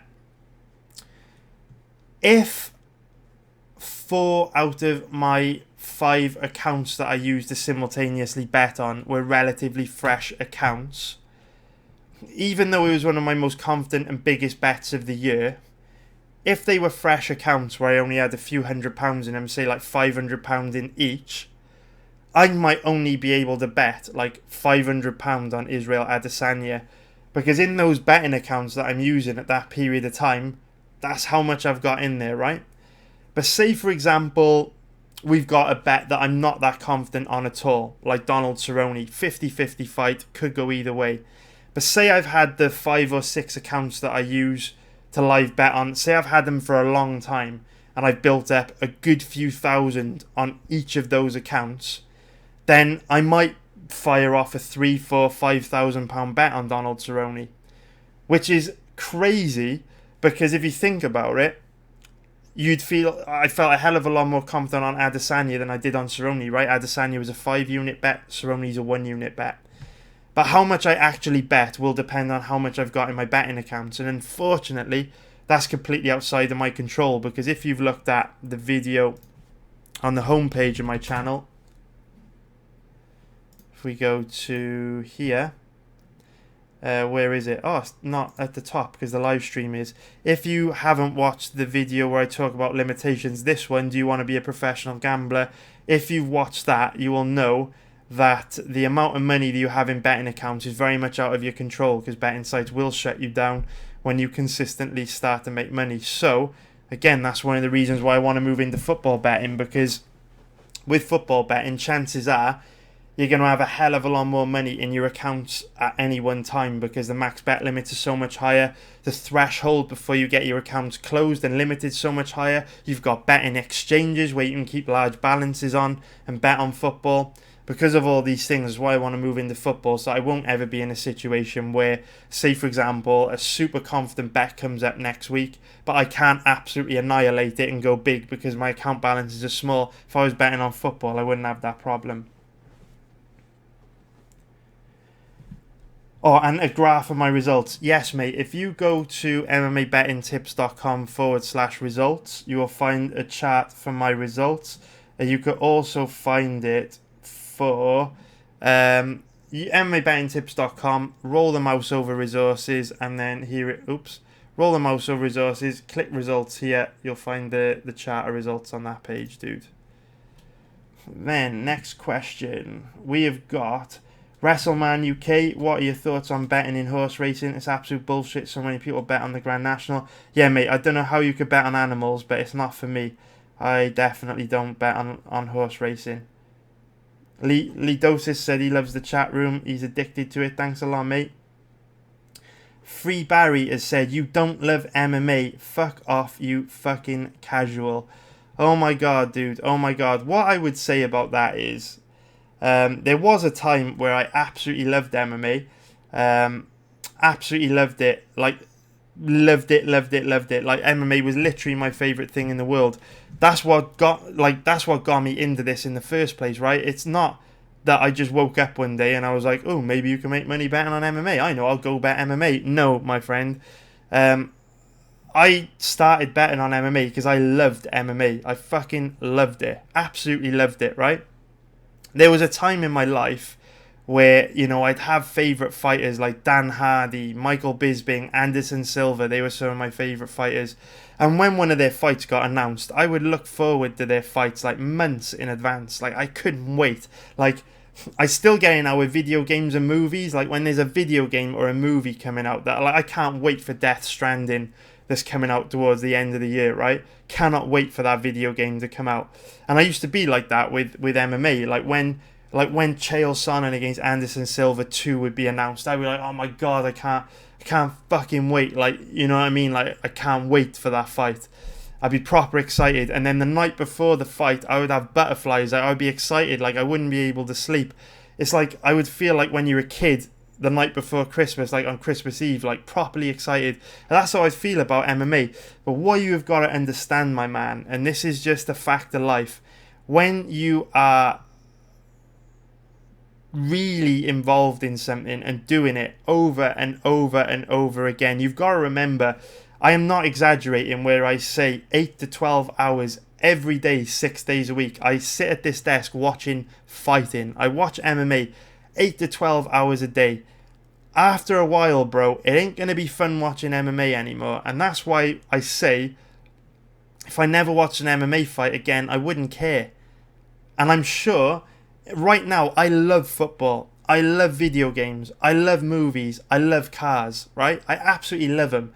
There's nothing that I would prefer more. It's raining outside. There's nothing that I would prefer more than to go out in my E92 M3 and just drive in the pitch black on the wet roads like an absolute fucking hooligan. Yeah? Literally doing donuts round roundabouts, power slides, the fucking works. There is nothing that I would like more than that. I fucking love cars. I love driving like a hooligan. I am passionate about cars. I love performance cars. I've literally got a roller coaster on my driveway. There's nothing more exciting than taking a performance car out on a wet road and just having a blast. It's fucking amazing, right? Especially when the roads are quiet. And luckily in Wales, we've got a lot of mountain roads and shit. It's a good place to be. But if you did that every day, it would get boring quite fast. It would get boring quite fast, bro. So yeah, your comment's quite funny. Fuck off, you fucking casual. Blah blah blah. I can't help it, bro. You do something often enough, it's gonna get boring. You know, it's like video games, right? We all get bored of the video games we play. I can't wait for Death Stranding to come out at the end of the year, but you know, if I carried on playing it every day, day after day, 5-6 hours a day, I guarantee after a couple months I would get very bored and trade it in, even though the first time you play it might be your favourite game of all time. So grow up, mate. Use your loaf. Don't be a fucking dick. That's life. So Lewis Pratt has said, what's the best financial advice you would give to yourself if you were 18? That is a very good question, man. That is a very good question.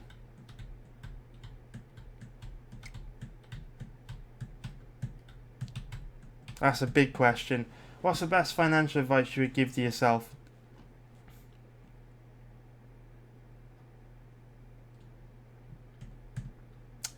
I personally wasted a lot of time when I was young, doing stupid things.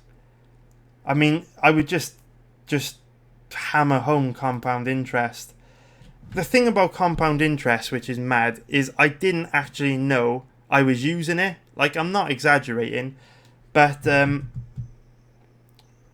with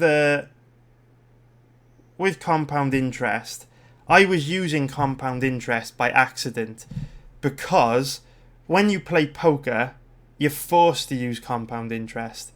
Because if you play tournament poker, well, actually if you play any poker, because if you play cash game poker, the goal of cash game poker is to build up your bankroll so you can move up cash game limits, right? So if you're playing like 50 cent $1 limits, your goal is to eventually make enough money to move up to the $1, $2 limits, right? So that is compound interest. Reinvest in profits to go up a level, to a level where you can then make more money to go up faster and faster and faster. That's compound interest. But it's more profound in tournament poker, because in tournament poker, in every single tournament, you're forced to use compound interest when the blinds go up, because every time the blinds go up, you're forced to bet bigger numbers based on money you should have accumulated in the previous blind levels. So when I moved from poker into sports betting, I did the same thing. I automatically just used compound interest, reinvested profits to gradually build the stakes so that ultimately it would snowball and I can make more money, right? But I didn't know there was a name for it. And then one day I read a book by Tony Robbins, and the entire book was on compound interest. And at that point I was like, holy fuck, I've been doing this for like the last 5 years with gambling. Like, I know about compound interest. I've been doing it myself. I didn't know there was a name for it. And that's why I've never really talked about it that much in the past, because it's common sense. Like, if you've been in business, anything to do with business is compound interest, right? You think about it. Say you own a bakery and you've got enough money to buy 10 loaves of bread to sell. You make 10 loaves, you sell 10 loaves. The profit you make the next day, you've got enough money to make and sell 20 loaves. So you go out and sell those 20, and now you've got more than you started with.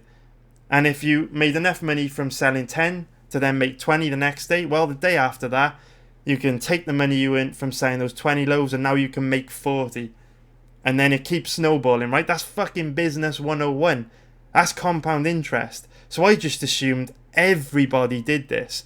And then when I actually set my website up and I started getting called like a scammer and all kinds of stuff, like for not managing my bankroll, and people were like, they'd make fun of me and they would say like, you know, you're a scammer, can't take you seriously, like you don't even use units, like this sort of thing. And I'm like, what are these units that people are talking about? Like, I'd never heard of units before.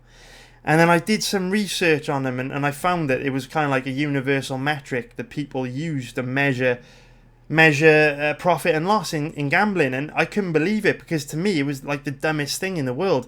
Like, in any financial endeavor, compound interest is the optimum strategy to use. There is no argument. There's just no debate. So yeah, compound interest, mate, is what I would tell my 18-year-old self. I would actually explain to him it is a real thing, what it is, and how you should apply it to every aspect of life. Because it is not just a financial thing, it also applies to everything in life. As an example, say you only consistently make good decisions, right? Say you only make good decisions and you're an 18-year-old boy. You only eat good food, right? Which means you're going to look better because you're only eating good food. You're going to be in shape, your skin's going to be vibrant, your hair's going to be vibrant. That might lead to better job opportunities, because people like to give good jobs and good opportunities to people that look good. It's a fucking fact of life. You're going to attract hotter girls, which is also a big bonus. You're not going to get as sick as often. Less likely you'll get a horrible disease. More likely you'll attract friends, because they'll be attracted to you because you look good, confident. You'll be full of energy. If you're eating really good food on a low inflammation diet, you also won't be as cranky or as moody, so you'll be nicer to be around. So, like, if you only make good decisions, it compounds and it snowballs into different areas. Just that one decision, just to, you know, be nice to everyone, eat good food, go to the gym, 3 good decisions, well, that then compounds into better job opportunities, which improves your financial situation.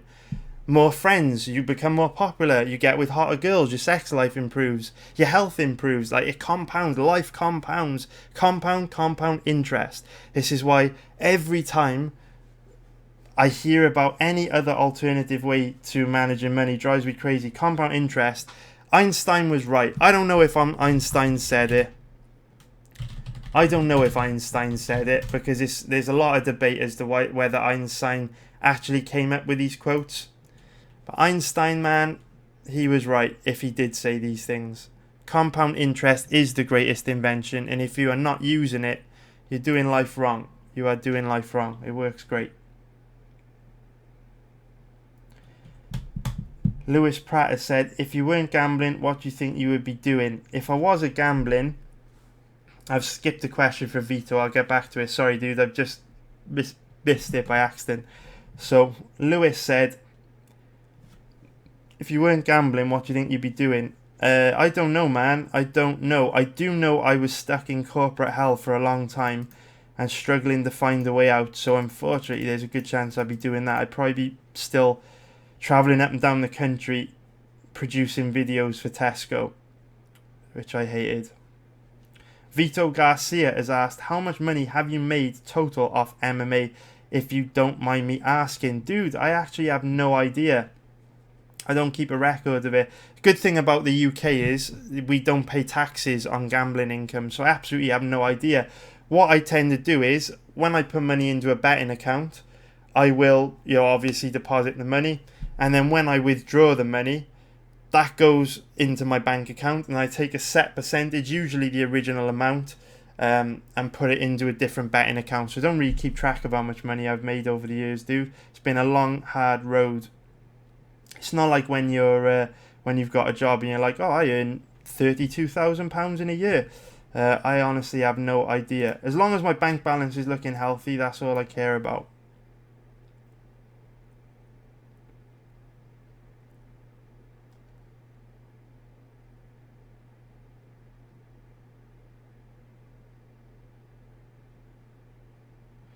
John Wayne has said, my brother, why do you get hate from these toxic dudes on Twitter, my G? Those guys hide behind fake identities and names, my brother, while we know you real name and your face, my brother. Thanks a lot, John Wayne, dude. Man, everyone takes heat online, don't they? You know what I mean? But I don't know, dude. I don't know. I think it's because I think there's two reasons why I take a lot of heat. I think the first reason is, I think there's a few reasons. I think the first reason is nobody thinks it's possible to make money gambling, so everyone's instantly skeptical, which is fair enough. I think the second thing is people who are younger have often never produced anything, in terms of never actually created anything. They've never planned anything out and built anything from nothing. They've never built a website, or they've never built a video, or they've never built a painting or anything. They've never created anything from scratch, so they don't understand what goes into doing that. So when I don't have time to put a video out, they just get so mad because they've never done it themselves, so they don't understand what it takes to do that and all the problems that can pop up, which makes it difficult to put something out there. I just think there's a lot of angry people out there as well, man. I do think there are a lot of angry motherfuckers. And I just, it's all good though, man. I'm getting loads better at dealing with it though. A few months ago, it used to bother me really, really bad. It used to upset me when people would attack me online, say nasty things, but it don't bother me so much anymore, man. I've just stopped reading the comments, and they just jump into my videos, leave a nasty comment and chip off. Whereas here, you guys, I love talking to you guys. I really appreciate, I wasn't planning on doing a live stream, but I love talking to you guys. So only the cool people show up for these, you know what I mean? We got no trolls in here, no trolls on the website. It's all good. It's all good. So Anon has said, but you're saying you're limited on these sites, mate, about stake limits, etc. Why don't you just go to live bookies and bet there and hammer whatever stake you want? Anon, if you have done that, mate, I don't know what country you live in, but if you try and do that in the UK, they also do have low max bet limits on most prelim fights, even in shops. If you go in to try and do it on a fight like Cerrone Gaethje, you'd be alright. But if you went into William Hill on a high street and you were I want to bet 10 grand on Ryan McDonald to beat Louis Smoker, it's the same problem, man. It's max bet limits, and to be honest, there's not enough hours in the day, dude. There's not just enough hours in the day to go traveling around, messing around with bookies, traveling around 10, 15, 20 different shops. The max bet limits are still low. What you'll find is if you go into most of them, they'll actually phone through the head office and speak to a trader. When you, sometimes on some betting sites, you'll try and place a bet, and then you'll get a little clock go round, and they'll say, referring the bet to a trader or something. Unibet do it quite a lot. William Hill do it a lot.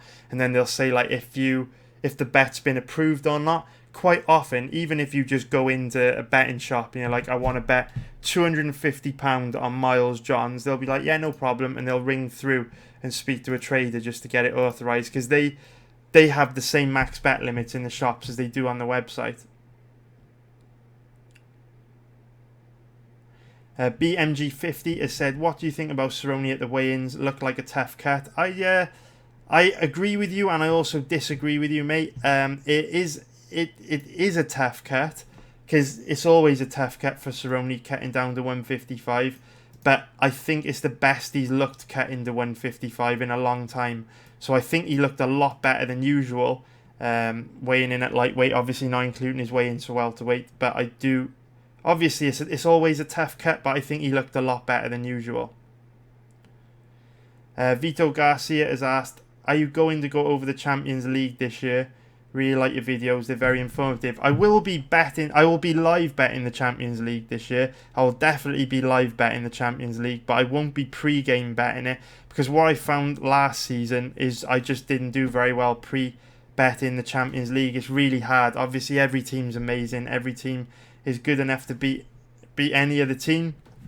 So I know I'm just not going to do that well pre-game betting Champions League, so I probably won't cover it on the channel, but I will live bet it for sure, because you can still make a lot of money live betting it. Bert has asked, how did you meet your wife? Oh, I actually met her in Tesco, mate, when we were 16. We've been together 15 years. Yeah, and if I was a gambling addict, she probably wouldn't have stuck around for 15 years, eh? So, yeah, met her in Tesco. We were both working in Tesco when we were 16. When I was in college, she was in college. I worked in the bakery. She was the girl that put the bread and cakes out onto the shelves, and we just met that way, man. Been together ever since.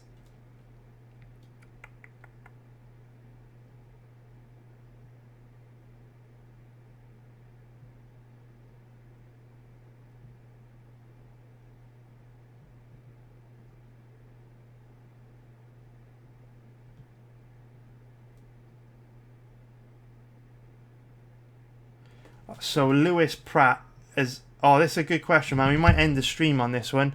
So Lewis Pratt has asked... So Ray Dalio's got a book that I talk about a lot, guys. I'll bring it up for you now. In fact, if I was talking to an 18-year-old, I probably wouldn't say anything. I'd just hand him a copy of this book. So this book's the best book I've ever read. Principles of Life and Work by Ray Dalio. If you don't know who Ray Dalio is a billionaire, one of the most successful hedge fund managers of all time.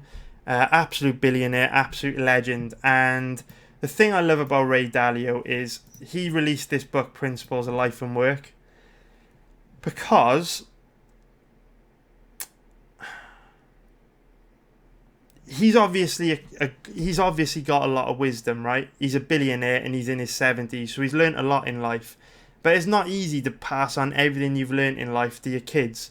So rather than try and pass on as much wisdom as he could to his kids before he died, he thought it would be a much better idea to write a book and then give them the book. So he puts all his wisdom into the book for his kids to read and learn from, and for his grandkids and whoever else. And he's released it. And the really cool thing about this is, I don't know if you know, and again, I go back to people that just throw the word fraud and scammer out a lot, because, I get called a fraud and a scammer all the time. I'm used to it.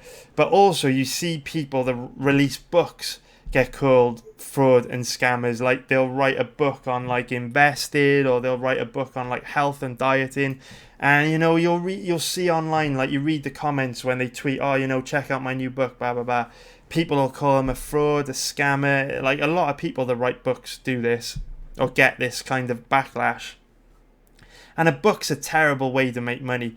Don't know if you guys know this, but it takes a hell of a lot of time and effort to write a book. It's incredibly difficult, and you don't really make that much money from it.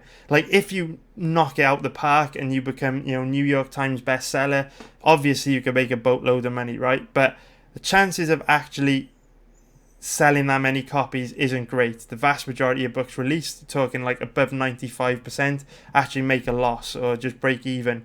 So writing a book's incredibly difficult, and it's an incredibly bad money-making idea.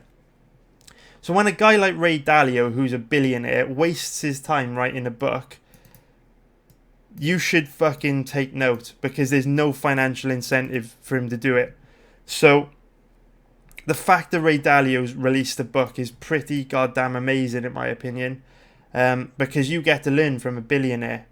And it's an amazing book. So that's the book that Lewis is referring to. So my principles would be, a lot of these have come from my dad, actually. So my dad, when he was very young, when he was 7, he always loved football. My dad, right, always loved football. Even now, like, my dad's in his 70s now, and my dad's in his 70s, right? And one of the things I love is going to the football with my dad. We go watch Cardiff City every weekend. Like next weekend, massive group of us are going to watch a Cardiff game next Saturday afternoon. I love it, right? Love spending time with my dad. And most of these principles are from my dad. So my dad's had a tough life. So when he was younger, he absolutely loved football.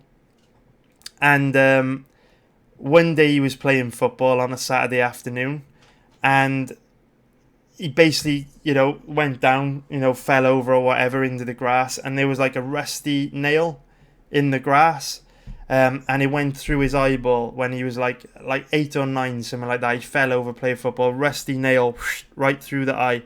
So he lost his eye when he was like 8 or 9, and obviously he only had one eye then for the rest of his life, so he had to wear a big old glass eye, a big old bulging glass eye when he was a kid.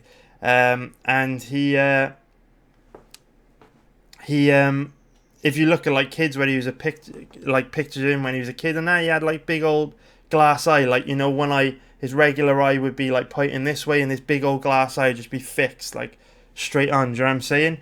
So he got bullied really, really bad for that when he was a kid. And also, it didn't stop him, though. It didn't stop him at all. Carried on playing football. And then when he was like early teens, guys slid in on him, had slide tackle, and broke both his ankles in one slide tackle. So it must have been pretty bad. And obviously, medical care back then, I guess it would have been like the 1950s or 1960s. Medical care wasn't the best. So when they healed his ankles up, back, so he's pointing out, right? So stream cut out then. Not sure if it's back. Can you guys, the stream cut out, is this down or something? Still going, right? So whenever I've been down in my life about something and I've gone and complained to my dad, his standard response has been, what the fuck are you worried about? You should have fucking been in my shoes when I was a kid. I had only one eye. I used to get fucking bullied terribly. Like, I couldn't walk properly. Like, you've got nothing to complain about. Like, that's what my dad would always say to me. Like, I'd be like, say I'd have like a bad day in work, right? I would come home and I'd be in a mood, and my dad would be like, what the fuck's wrong with you? And I'd be like, oh, dad's fucking this dick in work. My manager's done this. I've got loads to do, like I'm skint, blah, blah, blah. And I complain about all this trivial shit. And then he'd be like, what the fuck are you complaining about? When I was a kid, I only had one eye, couldn't walk properly. You've got nothing to complain about. And I'd be like, actually, yeah, you're right, bro. You are right. So that's one principle. It's a long-winded way to get to it, but that is my core principle in life. No matter how bad life has got, no matter how bad you think you've got it, no matter how unlucky you think you are, no matter how long you've had to eat shit for, no matter how bad you think your life is, it ain't that fucking bad, because there's always someone worse off than you. And that is my main principle, man. If you really care about how I view life, that is my main principle. It could always be worse. And that's why it's very bad when you hear, I will say something a bit controversial. That's why it's very bad when you see people that have committed suicide or that are crippled by stress and anxiety because they've been through so many horrible things in their life. They've been through so many horrible things and it's broken them. But I know that will never happen to me, because you've got to think, you've just got to come out swinging, man. You've got to bite down on the mouthpiece. You've just got to get on with it. You've got to fucking keep going. And that's just, like, I have been through some properly rough times in my life. Like, literally, I was like 23 when I had my son. He's 10 years old now. I was not maternal at all. Didn't want a kid ever. Really didn't want a kid. I was skint. I had absolutely nothing when my wife got pregnant. We were fucking dead broke. I actually had to sneak. We were so broke at one point in life. I had to sneak money. I had to sneak toilet rolls out of my parents' house because I didn't have enough money to buy toilet roll. I was in the situation where it would be like a week before you'd get paid, and you'd have to think, do I put money in the gas meter or the electric meter? I was broke with a young child that I didn't want. I didn't want kids. I was not maternal at all. It was my worst nightmare having a kid. Been in some bad places. Everyone's had tough times. You guys gotta keep going, man. You gotta come out swinging. You've got to eat shit for as long as it takes. Because I tell you what, there is a quote that I love, and it is fucking true. Spring always follows winter. And Tony Robbins said that, man. Spring always follows winter. Like, no matter how bad it gets, no matter how bad you think it gets, there's always someone in a worse position, and it will always turn around. Always, always, always, always. So that's my main principle. No matter how bad you think you got it, no matter how unlucky you think you are, no matter how horrible your job is or how horrible life is, if you keep swinging, it will turn around. I guarantee it. It always does. And you know what? It might get a hell of a lot worse. Maybe you hate your job and then you crash your car and your wife leaves you and you lose your job. Maybe it gets really, really, really, really, really fucking bad. But I do know the lower you go, faster you can come back up, man. Trust me. And it builds character as well, because I think it, you know, relating it back to gambling, I think, like, if you are in my chat room, right, you'll see me snap at people once in a while because they say dumb shit. Like, a guy came into the chat room. So I've lost a couple bets over the last 2 UFC events. So I had a bet on Nordine Taleb, I had a bet on Jessica Andrade. But I also had a bet on Da Unjung, and I also had a bet on Damir Ismagulov. So over the last 2 events, I'm only down 1 unit. Personally, I'm like about break even, right? So a guy comes onto the chat room and he says something along the lines of, you better turn things round soon. You've been taking some heavy losses lately. And I literally snapped at him in the chat room. I do regret it. I shouldn't have snapped. But it did annoy me because over the years, like, I have been through some horrendous runs in gambling, some absolutely horrendous runs. Like, poker, it's the most brutal thing to gamble on in the world. Like, you don't know what bad luck is until you've played poker. Like, when I bet on MMA, and last weekend, Nordine Taleb gets absolutely death-shotted inside 2 minutes. Like, my heart doesn't even raise a beat at all. Like, I couldn't give a shit. I feel nothing. I couldn't care. Because when you've played poker for a long period of time, you start to realise how bad it can get. Like, what bad luck truly is.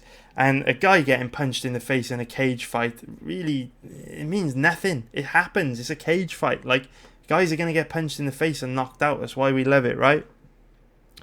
So when people are like I've had people message me, email me last week saying that they lost loads of money on Jessica Andrade, and, you know, they went big on Jessica Andrade. They can't believe she lost, and it's a terrible loss and all these kind of things. I'm like, these people are so just crazy. Like, it can get so much worse. Like, it can get so much worse than, like, one fighter losing, right? Like, there's this cool podcast that I recommend you listen to. We'll bring it up. We pop it on. So, Tim Ferriss, Phil Hellmuth. Here we go. So, if you listen to this podcast, Phil Hellmuth went on a 2-year losing streak and bounced back. And I think this guy's won more money from tournament poker than anyone else in the history of poker. 2-year losing streak. 2 years.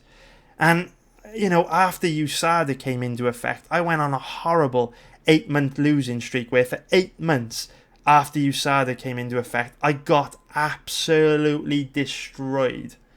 In the 8 months after USADA came in, I got absolutely destroyed. But there's 2 ways that you deal with this, right? You either take the Phil Hellmuth approach, you stay consistent, you turn up every day, go to work, knowing that no matter how bad it gets, as long as you stay consistent, as long as you keep putting your money in strong positions, as long as you keep making solid betting decisions, no matter how bad it gets, eventually your luck will turn. And Phil Hellmuth's luck turned because he bounced back from that 2-year losing streak to become the most winningest tournament poker of all time. And it turned around for me as well. You should have seen the abuse I get on YouTube now, boys. Is nothing compared to what I got back in 2016 when USADA came into effect. It's absolutely nothing. I got torn apart. I got called clueless. Got called a bum, a fraudster, a scammer. I just got called a moron. I don't know anything about MMA. But if you listen to those people, you go into a shell. You let it affect your judgment. And you quit, right? They win. Or you take the Phil Hellmuth approach, bite down on your mouthpiece, keep turning up every day to work, stay consistent, keep putting your money in strong positions. And what happened? After 8 months, whoosh, results started picking up again. And that's it. That's what I would say. That's like my core principle. No matter how bad it gets, stay consistent, keep doing the right things, keep chipping away, and spring always follows winter. That is a Tony Robbins quote. Spring always follows winter, and in my experience it does. I've been through some tough times. It always turns around, man. Always, always, always, always. So, I do have a lot of fights to research still, so I'm going to chip off in a bit, boys. I tell you what, we've been doing it for an hour and 45 minutes. Doesn't hurt to go for 2 hours. 15 minutes left, and then we'll call it a day. WrestleMan UK's asked thoughts on Joseph Benavidez versus Henry Cejudo. I don't know what the odds are, man. But I without doing research, Cejudo should murder him. Very, very good stylistic matchup for Cejudo because Benavidez isn't going to be able to take Cejudo down. He's not going to be able to outstrike him. Bit of a checkmate matchup for Benavidez. No odds yet, but without odds, very, very easy fight for Cejudo.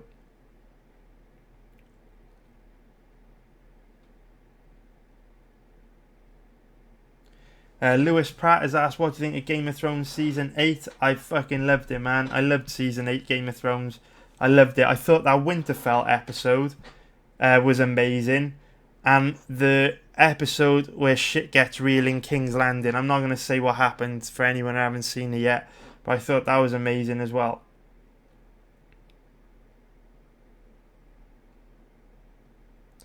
Lewis Pratt has said, your dad seems like an absolute warrior. Much respect. He is, boys. My dad is a legend.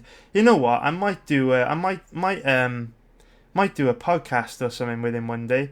I won't actually tell him what it is because he doesn't even know what the internet is. He doesn't even know what YouTube is. But I might just set up like a secret camera with him or something in the living room, and I'll just record one of our chats. He is a crazy dude. I think you would find him funny. He is a very, very funny guy.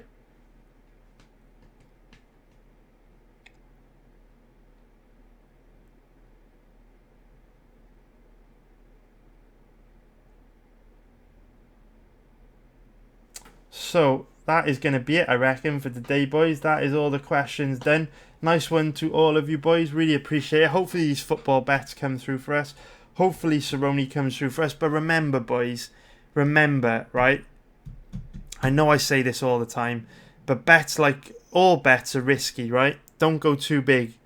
Don't go too big at all. You know, if you look at the 4 bets, Cerrone, the football bets, that's a lot of bets. Don't put a big percentage of your account balance at risk on those bets. Because again, it can get really bad, you know? All 4 of those bets could easily lose. Like, I'm very conscious that I sound confident in everything. But on any given day, every single bet can lose. So don't commit a large percentage of your money. If you have committed a large percentage of your money, like hedge out, like cash out, go smaller and live to fight another day. Only commit, if you've got if you've got an account balance, you shouldn't really be risking any more than 30% of your money on these bets. So don't go crazy. And remember, if they were all to lose, the next time you have bets, you shouldn't risk more than 20 or 30% then either. Just remember to readjust after every day, up and down, to adjust for compound interest. So that is it for the live stream, boys. Thank you to everyone. Hopefully you enjoyed it. Fingers crossed we can make some money this weekend.